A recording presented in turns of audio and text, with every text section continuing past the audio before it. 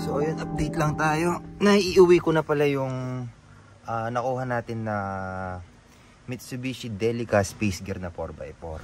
Bali, ito yung kabuuan niya. Ito yung sa loob ng sasakyan.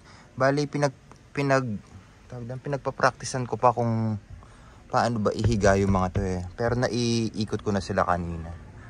So, ayun. Update ko kayo kung ano yung plano natin dito.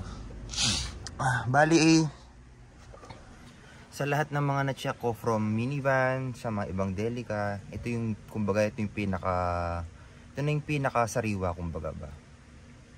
So, yun, kahit na medyo meron siyang mga minor na problem, liit lang naman eh. Yung aircon, ganun. Pero kaya naman paggawa. Pero overall, siya yung pinaka sariwa sa lahat. Paint, pang ilalim, interior. Yun, kaya medyo nakakapanghinayang baklasin yung mga upuan niya eh.